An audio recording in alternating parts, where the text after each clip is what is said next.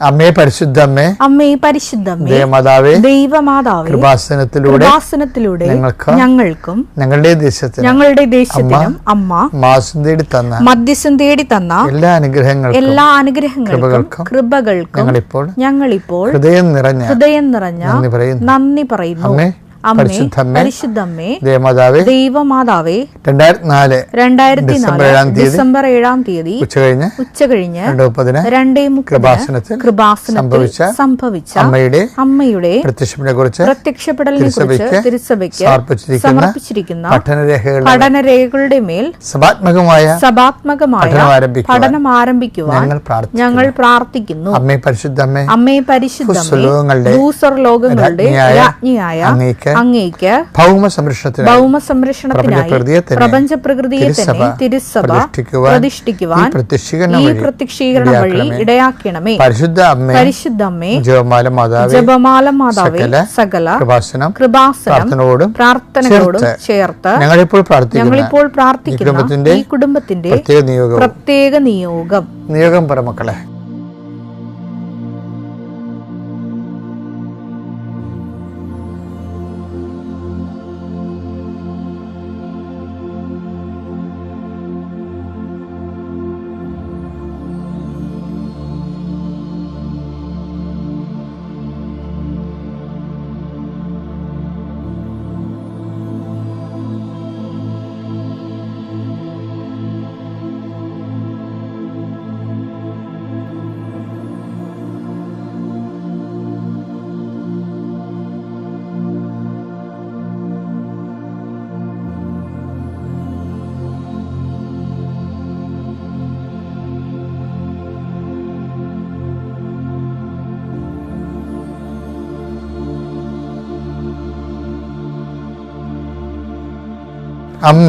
അമ്മയുടെ പ്രത്യക്ഷീകരണത്തിന്റെ ഈ അനുഗ്രഹവേളയിൽ ഞങ്ങൾക്ക് സാധിച്ചു തരുവാൻ കനിയണമേ. ആമേൻ. വിശ്വാസ പ്രമാണം. സർവശക്തനായ പിതാവും ആകാശത്തിന്റെയും ഭൂമിയുടെയും സൃഷ്ടാവുമായ ദൈവത്തിൽ ഞാൻ വിശ്വസിക്കുന്നു. അവിടുത്തെ ഏകപുത്രനും ഞങ്ങളുടെ കർത്താവുമായ ഈശോമിശിഹായിലും ഞാൻ വിശ്വസിക്കുന്നു. ഈ പുത്രൻ പരിശുദ്ധാത്മാവിനാൽ ഗർഭസ്ഥനായി കന്യകാമറിയത്തിൽ നിന്ന് പിറന്ന് പൊന്തിയോസ് പീലാത്തോസിന്റെ കാലത്ത് പീഡകൾ സഹിച്ച് കുരിശിൽ തറയ്ക്കപ്പെട്ട് മരിച്ച് അടക്കപ്പെട്ട് പാതാളങ്ങളിൽ ഇറങ്ങി മരിച്ചവരുടെ ഇടയിൽ നിന്ന് 3-ാം നാൾ ഉയർത്ത് സ്വർഗത്തിലേക്ക് എഴുന്നള്ളി സർവശക്തിയുള്ള പിതാവായ ദൈവത്തിന്റെ വലതുഭാഗത്തിരിക്കുന്നു.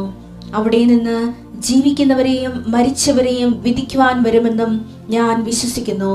പരിശുദ്ധാത്മാവിലും ഞാൻ വിശ്വസിക്കുന്നു. വിശുദ്ധ കത്തോലിക്കാ സഭയിലും പുണ്യവാന്മാരുടെ ഐക്യത്തിലും പാപങ്ങളുടെ മോചനത്തിലും ശരീരത്തിന്റെ ഉയർപ്പിലും നിത്യമായ ജീവിതത്തിലും ഞാൻ വിശ്വസിക്കുന്നു. ആമേൻ. സ്വർഗ്ഗസ്ഥനായ ഞങ്ങളുടെ പിതാവേ, അങ്ങയുടെ നാമം പൂജിതമാകണമേ. അങ്ങയുടെ രാജ്യം വരണമേ. അങ്ങയുടെ തിരുമനസ് സ്വർഗത്തിലെ പോലെ ഭൂമിയിലും ആകണമേ. അന്നു വേണ്ടുന്ന ആഹാരം ഇന്ന് ഞങ്ങൾക്ക് തരണമേ. ഞങ്ങളോട് തെറ്റ് ചെയ്യുന്നവരോട് ഞങ്ങൾ ക്ഷമിക്കുന്നത് പോലെ ഞങ്ങളുടെ തെറ്റുകൾ ഞങ്ങളോടും ക്ഷമിക്കണമേ. ഞങ്ങളെ പ്രലോഭനത്തിൽ ഉൾപ്പെടുത്തരുതേ, തിന്മയിൽ ഞങ്ങൾ രക്ഷിക്കണമേ. ആമേൻ. നന്മ നിറഞ്ഞ മറിയമേ, സ്വസ്തി. കർത്താവ് അങ്ങയുടെ കൂടെ സ്ത്രീകളിൽ അങ്ങ് അനുഗ്രഹിക്കപ്പെട്ടവളാകുന്നു. അങ്ങയുടെ ഉദരത്തിൻ ഫലമായി ഈശോ അനുഗ്രഹിക്കപ്പെട്ടവനാകുന്നു. പരിശുദ്ധ മറിയമേ, തമ്പുരാന്റെ അമ്മേ, പാപികളായ ഞങ്ങൾക്ക് വേണ്ടി ഇപ്പോഴും ഞങ്ങളുടെ മരണസമയത്തും തമ്പുരാനോട് അപേക്ഷിക്കണമേ. ആമേൻ. എന്റെ കർത്താവേ, നിന്റെ ഉന്നതമായ നാമത്തിന് സ്വസ്ഥം ചെയ്യണം. എന്റെ കർത്താവേ, നിന്റെ വിശുദ്ധ പൗരോഹിത്യത്തെ മഹത്വപ്പെടുത്തണമേ. എന്റെ കർത്താവേ, സഭയിലുള്ള സാന്നിധ്യം പ്രകടമാക്കണമേ. 39 വർഷം അർപ്പിച്ച കുർബാനയുടെ യോഗ്യതയാൽ കൃപാസ്ഥാനത്താറെ ജീവനോടെ പ്രത്യക്ഷപ്പെട്ട പരിശുദ്ധ അമ്മയുടെ മാധ്യസ്ഥത്തിൽ ഈ പ്രാർത്ഥനയിൽ പങ്കെടുക്കുന്ന എല്ലാ മക്കൾക്കും അവരുടെ കുടുംബത്തിനും സമാധാനം ആശംസിക്കുന്ന, നീ ഏത് ഭവനത്തിൽ പ്രവേശിച്ചാൽ ആ ഭവനം സമാധാനം ആശംസിക്കുന്ന നല്ല കർത്താവേ, നിന്റെ വാക്കിൽ ആശ്രയിച്ചുകൊണ്ട് ഈ പ്രാർത്ഥന കൂടുന്ന കുടുംബത്തിനും വ്യക്തിക്കും കർത്താവിൻ്റെ നാമത്തിൽ സമാധാനം ആശംസിക്കുന്നു. കർത്താവേ, ഈ സമാധാനം അവരുടെ ജീവിതത്തിൻ്റെ ഇന്നത്തെ വിവിധ ഘട്ടങ്ങളിലെ അനുഭവിക്കാൻ ഇടയാക്കണം പ്രാർത്ഥിക്കുന്നു. അവർ കണ്ടുമുട്ടുന്ന വ്യക്തികളിലെ അത് കഴിയുമ്പോൾ അവർ സംസാരം കഴിയുമ്പോൾ സമാധാനം നിറയട്ടെ. കർത്താവേ, രോഗപീഠകളെ വലയുന്നവർ, മാനസിക പീഡകളെ വലയുന്നവർ, ഉറക്കമില്ലാത്തവർ, ഇന്നലെ രാത്രി പല കാര്യങ്ങൾ കൊണ്ട് ഉറങ്ങാൻ കഴിയാതിരുന്നവർ, ആ വിഷയങ്ങളെല്ലാം ഈശോ ഈ അനുഗ്രഹത്തിൻ്റെ ശക്തിയാൽ ഭാരങ്ങൾ നീങ്ങിപ്പോയിട്ട് ഞാൻ പ്രാർത്ഥിക്കുന്നു. എൻ്റെ കർത്താവിനുമായ നാമത്തിൽ സഭയുടെ അധികാരത്തിൽ കുരിശടയാളത്തിൽ കൃപാസനത്താറെ ജീവനോടെ പ്രത്യക്ഷപ്പെട്ട പരിശുദ്ധമ്മയുടെ മാധ്യസ്ഥത്തിൽ നീ അനുഗ്രഹിക്കപ്പെടട്ടെ.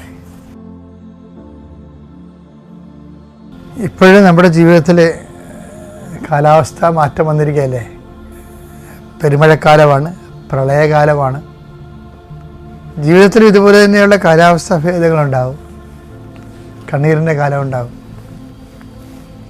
ചിലർ കണ്ണീര് ഉണ്ടെങ്കിലും ആരെയും കാണിക്കാതെ കണ്ണീർ അടക്കി നടക്കുന്ന ആൾക്കാരുണ്ട്. അവരുടെ മനസ്സിലത് പ്രളയകാലമാണ്.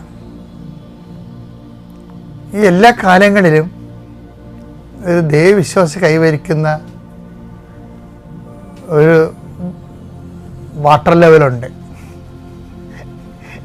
എത്ര മഴ പെയ്താലും ഒരേ ലെവലിൽ നിൽക്കുന്ന ആൾക്കാരില്ലേ? ഒരേ ലെവലിൽ എത്ര സങ്കടമുണ്ടെങ്കിലും ഒരേ ലെവലിൽ നിൽക്കുന്ന ഒരാൾക്കാരുണ്ട്. നമ്മൾ അറിയത്ത പോലുമില്ല അവർക്ക് എന്തുമാത്രം വിഷമതകളുണ്ടെന്നുള്ള അറിയത്തില്ല. നമുക്ക് പിന്നെ 2 കാലങ്ങളായിട്ടാണ് കാണപ്പെടുന്നത് കേരളത്തിൽ. ഇപ്പോഴല്ല, പണ്ട് മുതൽ ഈ കേരളം സന്ദർശിച്ചിട്ടുള്ള സഞ്ചാരികളുടെ പുസ്തകമൊക്കെ എൻ്റെ കയ്യിലുണ്ട് കുറേ.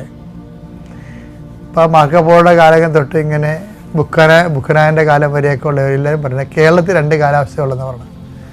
ഒന്ന് വേനലും വർഷവും. ഇപ്പോൾ വർഷകാലമാണ്. പക്ഷെ മറ്റു കാലങ്ങളൊക്കെ ഞാൻ കേരളയിലൊക്കെ ചെന്നപ്പോൾ അവരെന്നോട് വിശദീകരിക്കുകയായിരുന്നു, മഞ്ഞുകാലമുണ്ട്, സ്പ്രിങ് ഉണ്ട്. അപ്പോൾ അങ്ങനെ ഓരോരോ കാലം വ്യത്യസ്തമായിട്ട് അവർക്കുണ്ട്. ബൈബിൾ എന്താ പറഞ്ഞു വെച്ച് കഴിഞ്ഞാൽ ഓരോരുത്തർക്കും ഇതുപോലെ കാലമുണ്ട്, ഓരോ കാലമുണ്ട്. അങ്ങനെ കാലം വ്യത്യാസപ്പെടുത്തുന്നത് എന്തിനാണെന്ന് കർത്താവിൻ്റെ വചനത്തിലുണ്ട്. ആ ദൈവാഭിമുഖ്യ ജീവിതവും അതിന് അനിപേക്ഷണീയമായിട്ടുള്ള കാലവ്യത്യാസങ്ങളും ബൈബിളിലെ ഒരു വിഷയമാണ്. ചിലപ്പോൾ സങ്കടമായിരിക്കും, ചിലപ്പോൾ സന്തോഷമായിരിക്കും, ചിലപ്പോൾ വ്യസനമായിരിക്കും, ചിലപ്പോൾ ഉത്കണ്ഠയായിരിക്കും, ചിലപ്പോൾ ആധിയായിരിക്കും, ഭീതിയായിരിക്കും. അപ്പോൾ ഇങ്ങനെ വ്യത്യസ്തങ്ങളായ കാലങ്ങളുണ്ടാവും. അപ്പോസ്തല പ്രവർത്തനം 17:26 ഭൂമുഖം മുഴുവൻ വ്യാപിച്ചു വസിക്കാൻ വേണ്ടി അവിടുന്ന് ഒരുവനിൽ നിന്ന് എല്ലാ ജനപദങ്ങളെയും സൃഷ്ടിച്ചു. അവർക്ക് വിഭിന്ന കാലങ്ങളും വാസഭൂമികളും നിശ്ചയിച്ചു കൊടുത്തു. വിഭിന്ന കാലങ്ങളും വാസഭൂമികളും. ടൈമും ഉണ്ട്, സ്പേസും ഉണ്ട്. ടൈം മാത്രമല്ല കൊടുത്തത്, ടൈമും സ്പേസും എല്ലാവർക്കും അങ്ങനെയാണ്. അപ്പം നിൻ്റെ അനിയത്തിയുടെ അല്ലെങ്കിൽ നിൻ്റെ ചേട്ടൻ്റെ ടൈം ആൻഡ് സ്പേസ് ആയിരിക്കത്തില്ല നിൻ്റെ ടൈം ആൻഡ് സ്പേസ്. ഇപ്പം ചില പറയത്തില്ലേ, ഞങ്ങൾ രണ്ടും ഒരേ ഉദരത്തിൽ നിന്ന് വന്നവരാണ്, ഒരമ്മ പെറ്റവരാണ്, പക്ഷെ 2 തരത്തിലാണ് ജീവിക്കുന്നത്. 2 പേർക്കും ടൈം ആൻഡ് സ്പേസ് വ്യത്യാസമുണ്ട്. ദൈവത്തിൻ്റെ മുമ്പിൽ ഇതെല്ലാം ഒരു ടൈമാണ്, ഒരു സ്പേസാണ്. എന്താണെന്നറിയാമോ? ഇതെന്തിനാ ഇങ്ങനെ ടൈം ഡിഫറെൻ്റ് ആക്കിയിരിക്കുന്നതിൻ്റെ ഉദ്ദേശം എന്തിനാണെന്ന് വായിച്ചേ. ഇത് അവർ ദൈവത്തെ അന്വേഷിക്കുന്നതിനും ഒരുപക്ഷെ അനുഭവത്തിലൂടെ അവിടത്തെ കണ്ടെത്തുന്നതിനും വേണ്ടിയാണ്. അനുഭവത്തിലൂടെ ദൈവത്തെ കണ്ടെത്താൻ വേണ്ടിയാണ്. അപ്പൊ ദൈവത്തെ കണ്ടെത്താനുള്ളൊരു മാർഗം എന്താണ്? അനുഭവമാണ്. അനുഭവം ഉണ്ടാണെങ്കിൽ എന്ത് ചെയ്യണം? ജീവിതത്തിന്റെ അനുഭവങ്ങൾ വ്യത്യസ്തങ്ങളായിരിക്കണം. ഒരു അനുഭവത്തിൽ മാത്രം ദൈവത്തെ കണ്ടെത്താൻ പറ്റത്തില്ല. കൃപാസനം എന്തുകൊണ്ട് ഇത്തരം സാക്ഷ്യങ്ങൾക്ക് പ്രാധാന്യം കൊടുക്കുന്നത്? ഈ സാക്ഷ്യങ്ങളെന്ന് നമ്മൾ വിളിക്കുന്നത് അനുഭവ സാക്ഷ്യങ്ങളാണ്. അപ്പം നീ എന്നെ കേൾക്കുന്ന നീയും കർത്താവെ എനിക്കൊരു അനുഭവ സാക്ഷ്യം തരണമെന്ന് പ്രാർത്ഥിക്കണം. കാര്യം എന്താണ്? നീ നിൻ്റെ കാലത്തെ, ക്ലേശകാലത്തെ നീ നല്ല കാലമായി കൺവേർട്ട് ചെയ്തതിൻ്റെ അനുഭവങ്ങളുടെ സാക്ഷ്യമാണത്. അപ്പോൾ എല്ലാ കാലങ്ങളും നല്ലതാണെന്ന് അനുഭവ സാക്ഷ്യത്തിലൂടെ നമുക്ക് അനുഭവിച്ചറിയാം. Thank you.